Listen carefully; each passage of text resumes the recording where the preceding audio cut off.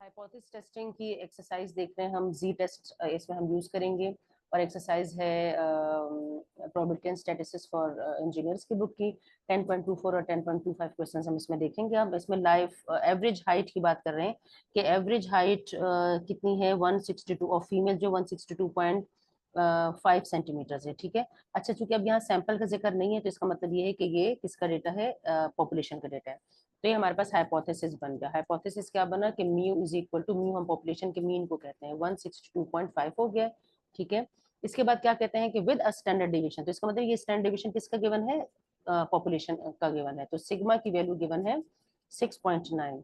ये सिग्मा की value given है। ये कहते हैं कि is there reason to believe that there has been a change in the average life if a random sample of 50, अब रैंडम सैंपल लिया है 50 का, तो 50 इसके रैंडम की n की वैल्यू हो गई। 50 females in the present freshman class has an average height of 165.2। अब चूंकि सैंपल की बात कर रहे हैं तो ये जो एवरेज दिया है ये सैंपल का दिया, यानी कि एक्स बार है ये 165.2। ठीक है। फिर क्या कहते हैं कि use P value method, P value method हमने यूज करना है। और क्या कहते हैं, in your conclusion assume that the standard division remains the same. अच्छा, अब हमने क्या करना है, ये पी वैल्यू मेथड अब हम इसमें यूज करेंगे। अब इस पी वैल्यू मेथड को जब हम यूज करेंगे तो हमने, अब अल्फा की वैल्यू गिवन नहीं है, हमने क्या करना है, सबसे पहले तो अल्टरनेटिव हाइपोथेसिस देखना है। अब अल्टरनेट हाइपोथेसिस का देखें, यहाँ पर ग्रेटर और लेस का कहीं जिक्र नहीं है, तो इसका मतलब ये है कि जो अल्टरनेट हाइपोथेसिस है वो क्या होगा कि mu is not equal to 162.5। ये हमारा अल्टरनेटिव हाइपोथेसिस हो जाएगा। ठीक है। अब हमने क्या करना है, जब हम पी वैल्यू मेथड यूज करते हैं तो हम स्टैटिस्टिक्स की वैल्यू पहले फाइंड आउट कर लेते हैं। यहाँ पर अल्फा की वैल्यू नहीं होती तो जेड डिस्ट्रीब्यूशन यूज करेंगे, क्योंकि सिग्मा की वैल्यू गिवन है, यानी कि पॉपुलेशन का स्टैंडर्ड डिविएशन गिवन है और sample size greater than 50, greater than 30 है। तो x bar minus mu divided by sigma upon under root n मेरे पास फॉर्मूला है। इस फॉर्मूले को जब मैं इन वैल्यूज के जब मैं इसमें पुट करती हूँ तो मेरे पास आता है एक्स बार है 165.2 माइनस मीन की वैल्यू है, म्यू की वैल्यू 162.5 डिवाइडेड बाय सिग्मा है 6.9 और divided by under root n है तो अंडर रूट 50 हो जाएगा।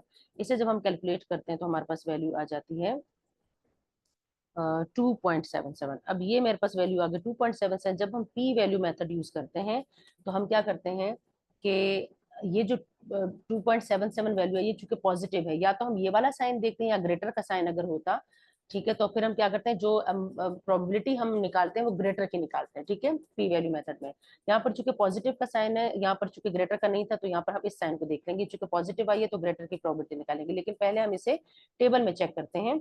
हम जेड डिस्ट्रीब्यूशन के टेबल में जाएंगे, नॉर्मल डिस्ट्रीब्यूशन के टेबल में जाएंगे और 2.7 को 7 के कॉलम में देखेंगे। तो 2.7 को 7 के कॉलम में चेक करते हैं और देखते हैं कि हमारे पास क्या वैल्यू आ रही है। अच्छा, 2.7 को जब हम 7 के कॉलम में देखते हैं, ये नॉर्मल डिस्ट्रीब्यूशन का टेबल है, 2.7 को 7 के कॉलम में देखना है तो ये देखें, ये हमारे पास वैल्यू ये रही 2.7 ये रहा, और 7 का कॉलम का ये पहला जीरो का कॉलम है, 0 1 2 3 4 5 6 7, ये थर्ड लास्ट। ठीक है, यानी ये वाली रो लेंगे और ये वाला कॉलम लेंगे तो 0.9072 ये मेरे पास 9972 है, 0.9972 है, 9072 है, 0.9072 है ये वैल्यू मेरे पास। ठीक है, 9972, सॉरी 0.9972 है, वो मैंने फॉन्ट बहुत कम रखा हुआ है, इसका जूम नहीं किया हुआ तो मुझे नजर नहीं आया सही से। 0.9972 है, तो हम देखते हैं 0.9972 हम यहाँ लिखते हैं। ठीक है, तो हमारे पास क्या वैल्यू आ गई है, हमारे पास z की वैल्यू आ गई। z की वैल्यू हमारे पास कैलकुलेटेड क्या आई थी, कैलकुलेटेड वैल्यू थी 2.77। हमने इसको टेबल में जब देखा तो मेरे पास क्या वैल्यू आई, मैं यहाँ पर नोट कर लेती हूँ। टेबल में मेरे पास वैल्यू क्या आई थी 0.9972। अब मैं इसको लिखूंगी कैसे, ये मैं अभी आपको बता देती हूँ। हमने पी वैल्यू मेथड यूज करना है, टू टेल टेस्ट है, तो टू टेल टेस्ट में हम जो भी प्रोबेबिलिटी निकालेंगे उसको 2 से मल्टीप्लाई करेंगे।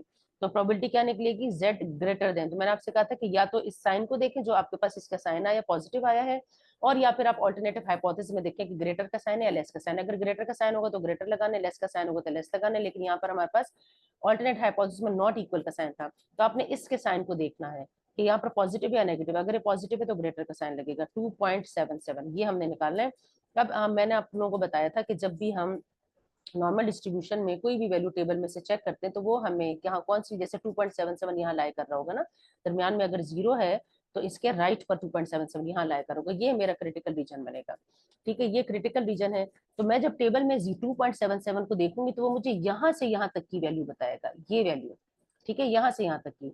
और जो टोटल प्रोबेबिलिटी होती है मुझे पता है वो इक्वल टू 1 है, यहाँ से यहाँ तक की वैल्यू क्या है, वो इक्वल टू 1 आएगी। तो मैं क्या करूंगी, ये 2.77 से वैल्यू जो आएगी इसको क्या करूंगी, 1 में से माइनस करूंगी तो मेरे पास इस रीजन की वैल्यू आएगी। ठीक है, तो मैं क्या करूंगी, यहाँ पर अब मैं देखती हूँ क्या वैल्यू मैं लगाती हूँ, मैं क्या लिखूंगी कि 2, और जो प्रोबेबिलिटी है इसको मैं क्या करूंगी, जब भी ग्रेटर का साइन आएगा तो इसकी इस रीजन की वजह से आपने क्या करना है, 1 माइनस करके प्रोबेबिलिटी लिखना है, और जेड के साथ आपने लेस का साइन लगा देना है, जेड लेस देन 2.77, क्योंकि ग्रेटर की प्रोबेबिलिटीज आप नॉर्मल डिस्ट्रीब्यूशन के टेबल में नहीं देख सकते।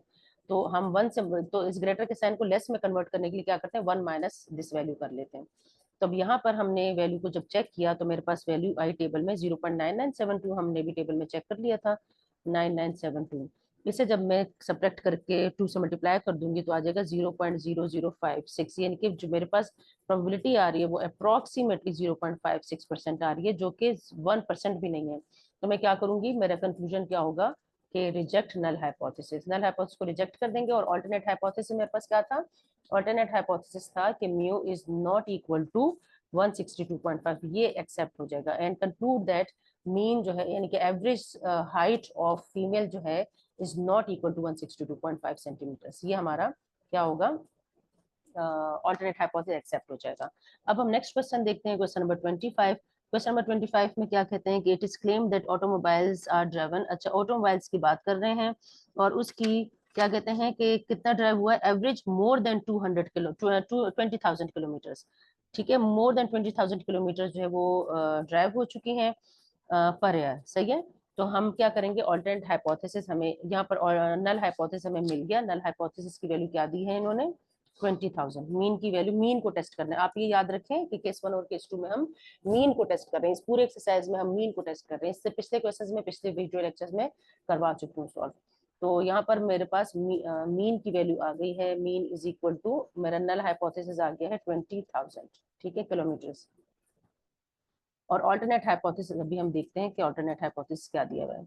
फिर क्या कहते हैं कि to test this claim 100 randomly selected automobiles, अच्छा एन की वैल्यू दी है, सैंपल साइज दिया है 100। क्या किया है उसको, क्या किया, asked to keep a record of kilometres they travel. ठीक है, would you agree with this claim if the random sample showed an average of, अब रैंडम सैंपल की एवरेज दिया यानी कि सैंपल का मीन दिया है, क्या दिया है 23,500 किलोमीटर्स।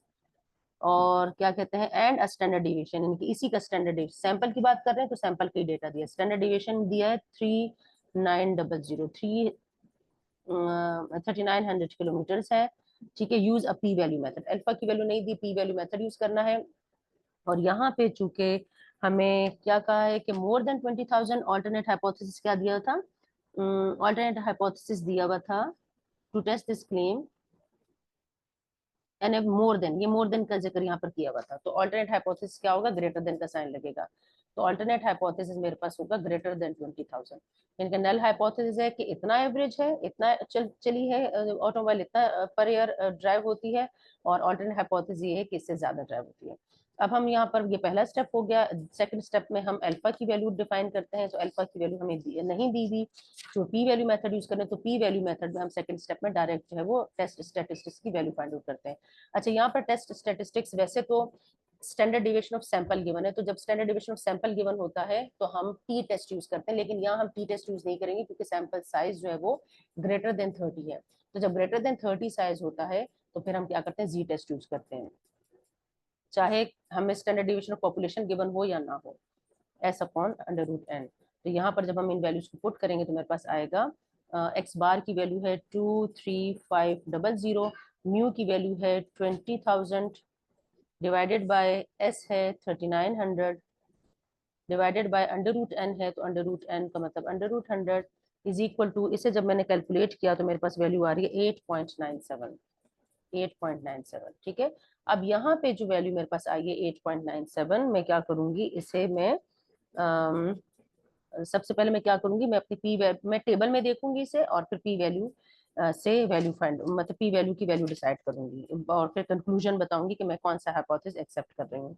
तो मेरे पास क्या है 8.97, तो मैं 8.9 को 7 के कॉलम में देखूंगी जी डिस्ट्रीब्यूशन के, नॉर्मल डिस्ट्रीब्यूशन के। अच्छा, नॉर्मल डिस्ट्रीब्यूशन का टेबल अगर आपने देखा है तो उसमें आपने नोट किया होगा कि वहां पर हमारे पास 3.5 तक की वैल्यूज है, पॉजिटिव में भी और नेगेटिव में भी। तो ये देखिए 3.4 तक की वैल्यूज है, तो 3.4 की भी जो मैक्सिमम वैल्यू आ रही है वो 0.9998 आ रही है, यानी कि अप्रोक्सीमेटली इक्वल टू 1 है। ठीक है, यानी कि अगर देखो ये बढ़ती जा रही है ना यहाँ से, तो अगर, और हमारी वैल्यू क्या है, हमारी वैल्यू आई है 8.9, तो 8.9 तो यहाँ है ही नहीं यहाँ पर, तो हम यहाँ चेक नहीं कर सकते। तो जब 3.5 पे हमारे पास इतनी बड़ी वैल्यू आ रही है, तो इसका मतलब ये कि इससे आगे की जितनी वैल्यूज हैं वो अप्रोक्सीमेटली इक्वल टू 1 है, 3.4 से जितनी भी बड़ी वैल्यूज है, तो हमारी 8.97 आ रही है। तो हम उसे क्या लेंगे, कंसिडर करेंगे, हम उसे 1 कंसिडर करेंगे।